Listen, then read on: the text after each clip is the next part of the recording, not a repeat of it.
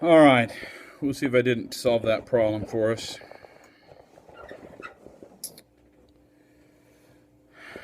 Let some of you get reconnected here.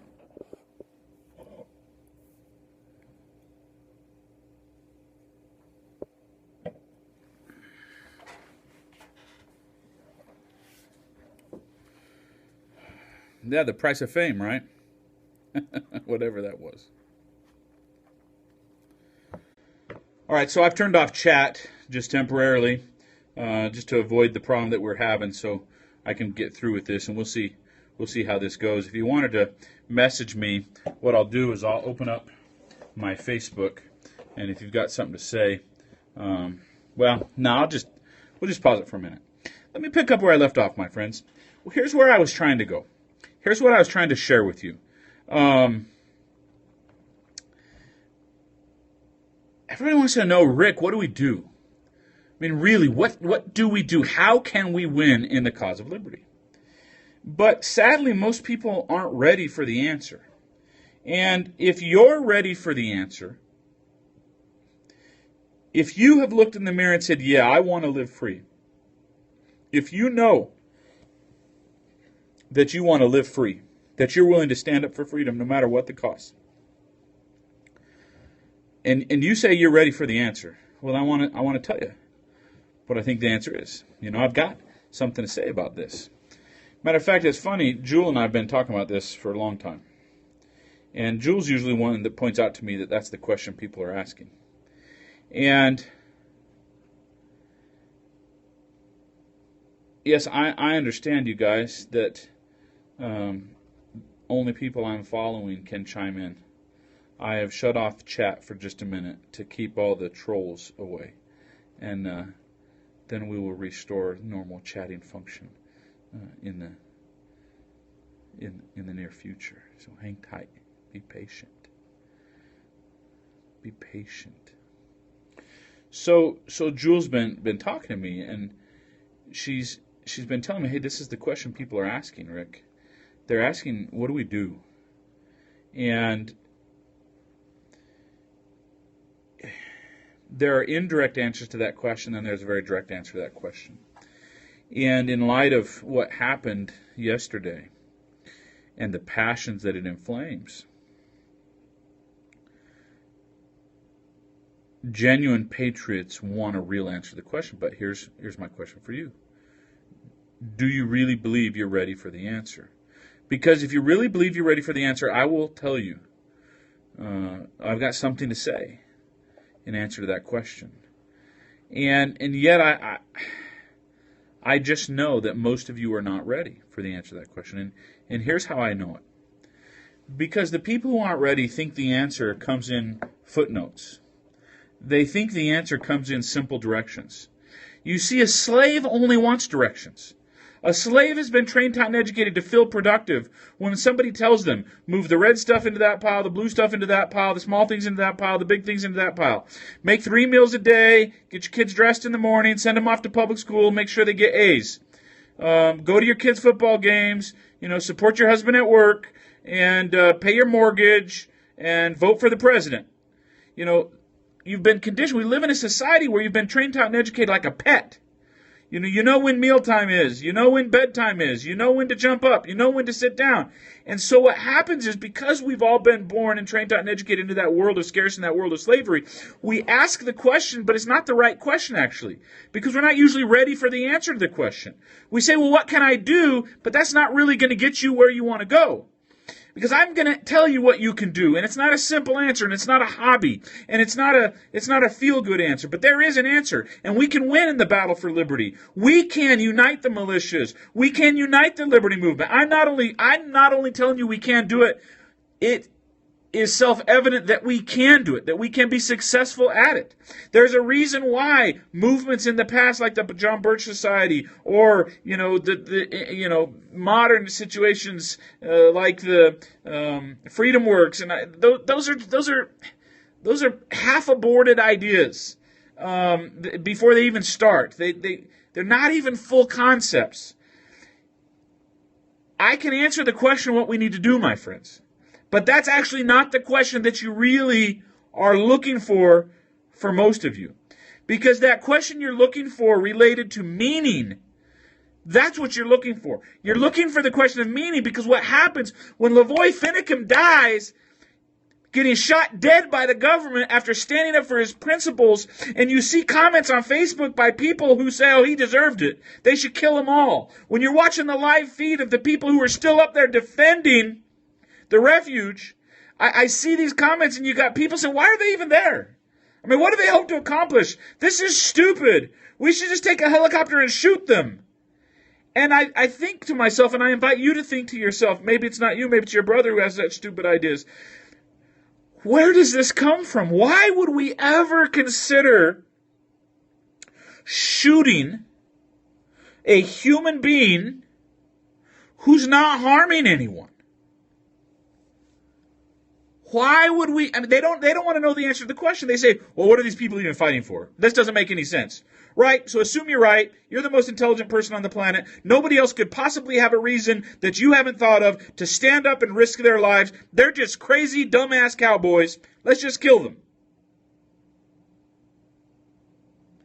Do you really think that's going to make the world a better place? That's going to solve our problems? You know it's not. It's actually out of frustration that people, not you, but your sister-in-law, who have those ideas, they're good people. They have frustration like you and like me. And we look around and we're looking for meaning. And when things don't make sense, we can't find meaning. And we look around and more, Iran calls it the crisis of incompetence, where you look around and you see so much incompetence in the world doesn't make sense. And the things that did make sense are under attack. And this randomness and craziness in politics and economics and social life and church, you're just looking around and going, what the crap? You see movies like, or not movies, but books like Who Moved My Cheese and things like this, where the world is changing.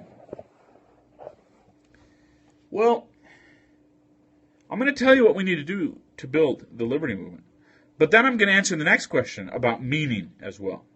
Because human beings crave meaning. What does it all mean? That's why you're on this call. Because you look at these events, you read these essays, and you're like, whoa, I want to think with other people who think kind of like I do. I'm interested in what that person might have to say, because I'm trying to figure out what this all means. What does it mean for me? What does it mean for my kids? What does it mean for my family? And those questions have powerful answers. Those answers change the world. Those answers change the course of your life. Those answers open up opportunity and change the direction of your day-to-day living. But the answer of what to do is actually not complicated. It's like building a house. Building a house doesn't require, in this day and age, any magical skill. There's just so much level of detail and so many different layers of projects and tasks that most people don't have the intellectual stamina to see a project like that through from beginning to end. And that's the problem in the liberty movement right now. The average majority, the average person in the liberty movement doesn't have the intellectual stamina to even have a 20-minute conversation with me about what we need to do. Let alone what if it was a 5-hour conversation. What if I said to you, if you sat down with me, knee to knee, toe to toe, I could rock your world, and I could show you a pattern that goes back 200 years that we've been following, like the rhythm of a song. And based on that pattern, I know exactly where we're at in this blueprint, and I can show you exactly what to do. And honestly, it might sound crazy to some of you, and I'm not talking religiously, I'm not talking anything. I'm talking about pure intellectual discernment based on principles, based on an understanding of political science, public policy, human interaction, economics, the laws of nature. I can show you that. But it doesn't just happen in a 144-character Twitter post. And so how do we start a revolution that really wins? I see a lot of people posting about Lavoy and about what's going on up in Idaho using the hashtag Liberty Revolution. Does that make you feel good? You know what to do. You can use that hashtag. That's what you do. Use that hashtag. Use that hashtag and you'll save America. Go make a video and use that hashtag and you'll save America. Now, I'm glad they're using the Liberty Revolution hashtag. I've used it. It looks good. It's great. It's not going to save America. It's not going to save the Constitution, but it's great. If you want to save the Constitution, you've got to build a society of liberty-loving people. But you don't know what that means. That's an abstract concept to you. It would be like telling a 5-year-old, you've got to diagram the trusses in your roofing structure if you want to put up a roof. A 5-year-old kid knows you just answered the question, but has no idea what you just told him. I can show you how we build a liberty society of men and women spread out across this nation who are dedicated to the principles of freedom as enshrined in the Declaration of Independence and the Constitution of the United States. I can show you how to do that. I can show you how it can change your life. I can show you how it can enrich your marriage and your parenthood and your relationship with your children. I can show you how it can remake your community in a matter of months, maybe years. I can show you how it can remake a whole state in 2 to 5 years, and a whole country in another 2 to 5 years after that. I can show you historical examples of each step, how it's been implemented. I can trace the history of each step intellectually. I can show you that. But that's not the question. See, the beauty of what Ammon did, one of the beautiful things about what Ammon was doing up in Oregon, is he said, hey, we got a problem. There's an injustice. Come up here and support us. So the answer to the question, what should we do, was get in the car and come up here. And you had people who did just that. They got in little 2-wheel drive Hondas. They got in big pickups. Some of them got in RV. Some have gotten caravan and vans. And people came. And people came from all over the country. Because, see, that's a simple answer. But then when things took a turn for the worst, everybody got in their car and left. The Liberty Movement got in the car and left. The Patriots got in the car and left. The Patriot groups who said, hey, I read a thing today, we're still providing a buffer. Delusion. Let us not be deluded, my friends. Let me invite you to ask a different question. The broad question would be, what does this all mean? The more specific question is, what does this mean for me? And it requires you to do a few things. First and foremost, right away, you take an inventory of your heart and your soul. You look in the mirror and you say, what is it that I want? What is it that I want most of all? And if the answer is I don't know, ask again. And if the answer is I don't know, ask again. And if the answer is I don't know, read a little, ask again. And if the answer is I don't know, pray a little, ask again. But ask honestly.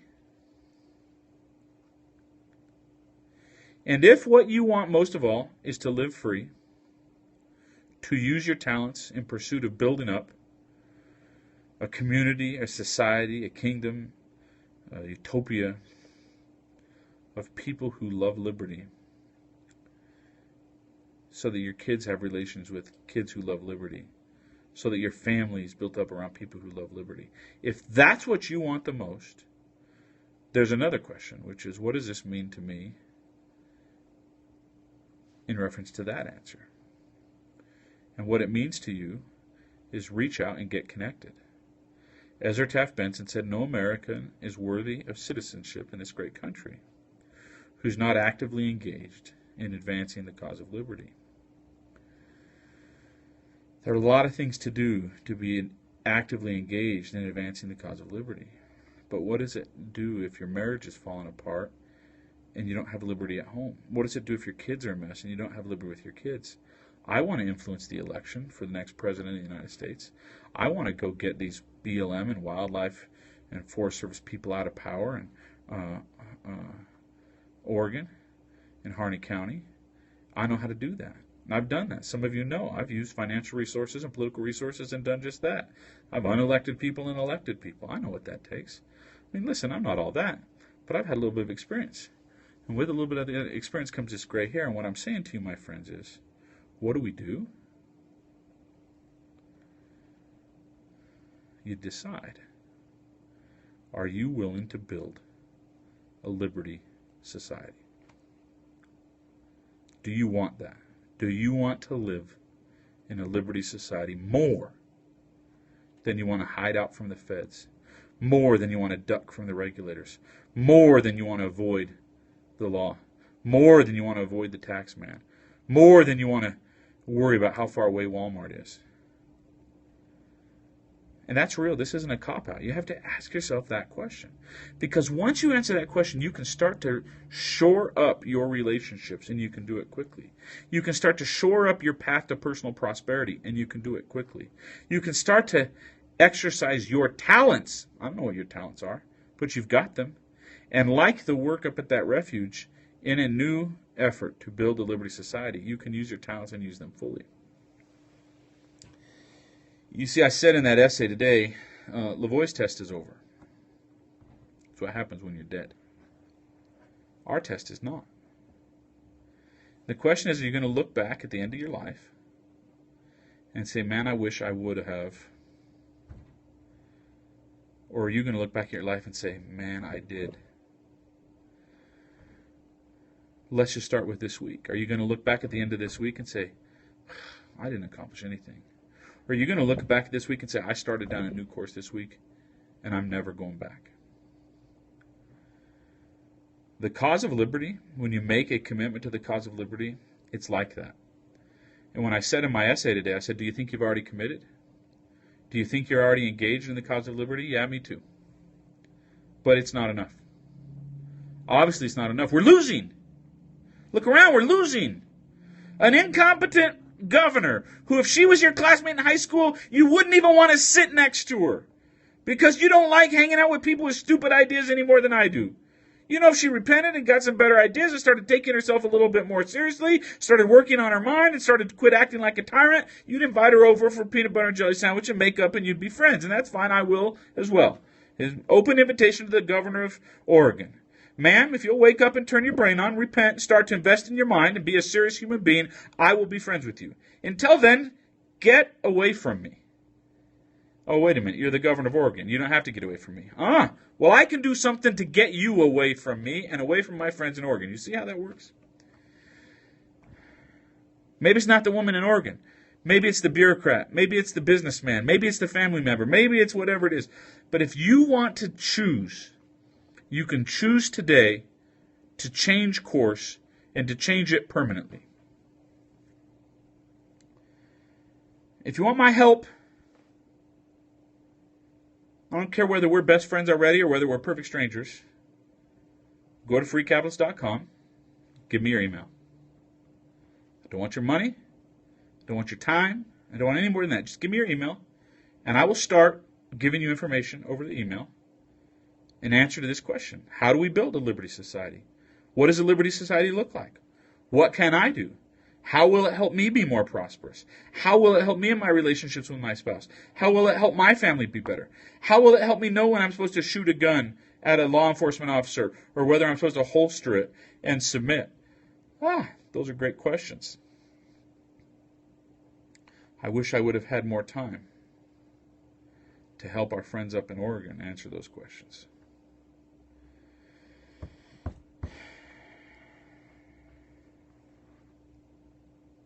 I love liberty. My soul burns with a constant desire to help people be free. I love to help people fight their way out of legal challenges, health challenges, money challenges, relationship challenges, education challenges, culture. It is music to my soul, my friends. It is music to my soul. Let's make some music. Let's make some music. Am I waxing too poetic for you there, Mr. Jason? It's real time. I used to say this in my seminars all the time. It's real time out of our real lives. You just spent an hour listening to me. Why? I'll tell you why I just spent an hour talking to you. I haven't slept in almost 3 days. I've driven almost 2,000 miles. I have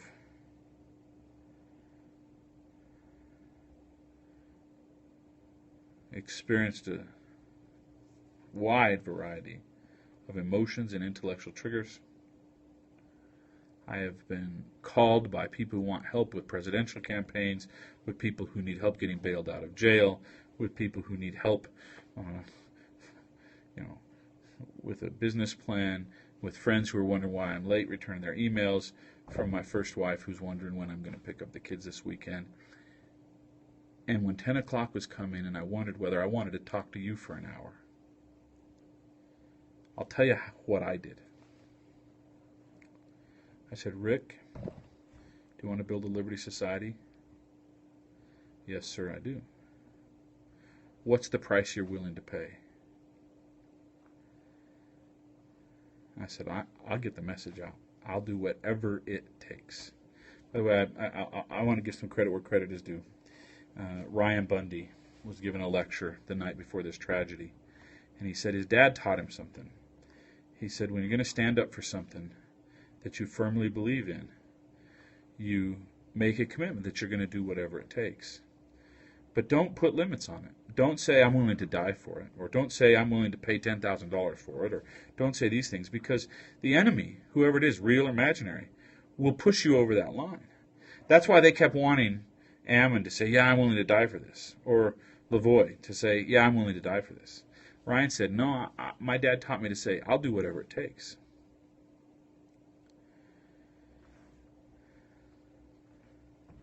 I said to myself, yeah, I'm willing to do what it takes. I'm going to get on Periscope. I'm going to spend another hour reaching out to friends I haven't yet met, reaching out to old friends who've heard me say 80, 90% of this before, and sound the call again, and invite my friends to have enough faith to plug in, to reach out, to make a connection, to invite new people to plug in, make a connection, to invite people to reach out to their friends and bring them along. We can do something amazing. I have said it over and over, and I will say it again tonight. The founders did something amazing, but that was hundreds of years ago. It's either going to be us or someone else who looks around at the world and instead of destroying it or giving up on it, says, I'm going to pick up the pieces and I'm going to build something with this and finish what the founders started. We can not only finish what they started, we can carry the baton further down the road. We can uplift the cause of liberty. But it's not a do-it-yourself project. You know, before Lavoie Finicum died, I've had a long history in reaching out to people in this liberty movement. I want to show you something.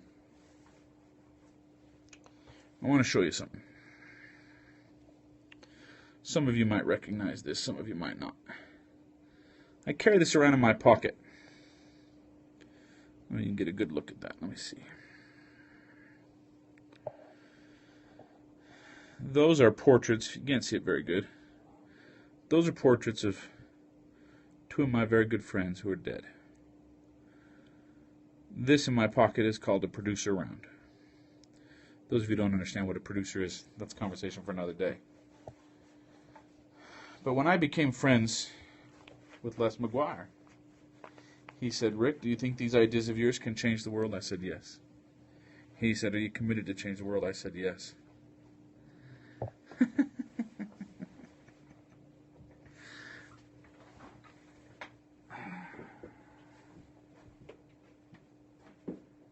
I'm still here. Hang tight for a second.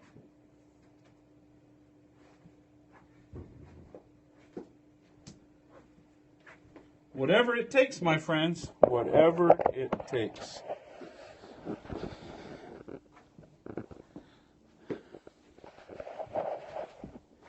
Hang tight for just a second.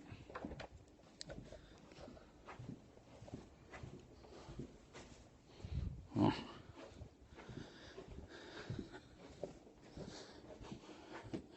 Go towards the light, young man. That's what they say, right?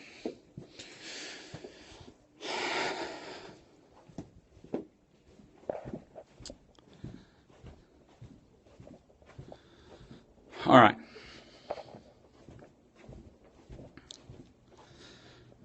Let me just finish our little discussion tonight with an idea that I'd like to leave you with to ponder. Les asked me, Rick, you think you can change the world? I said, yes. And then he said, do you think it's a do-it-yourself project? Do you think you can do it alone? And I said, no. And he said, all right, I'm in. And that's how we started. And I've got that question for you tonight. Are you willing to change the world? You see, Lavoie believed in something so much that he gave his life for it. What's the price of your life? You're paying it every day. The price of mine is the path of liberty. And I invite you, my friends, to come and lend your talents and your strength. And let's work together. And let's build liberty. And if you don't know any more than what to do, reach out. Reach out to other people on this Periscope. Reach out to people on the official American Liberty Society discussion board. Reach out to people on the Free Capitalist board. Reach out, drop me an email. Go sit down and have a conversation with your loved one, the person you care the most about. And talk about the price of your life. Are you living the life you love? You can change that today. You can up that game today. You can use the experience of watching a man die for the cause of liberty to put a place mark in your story. And you can start writing a new story tonight. Come join with us. Come fight for the cause of liberty. And let's build a new American Liberty Society. I'll talk to you more about it. I'll give you more details, but you got to reach out. You got to stay on board. You got to exercise some faith. You got to make some choices. What do you got to do? Make a choice. That's what you got to do. Warm regards, my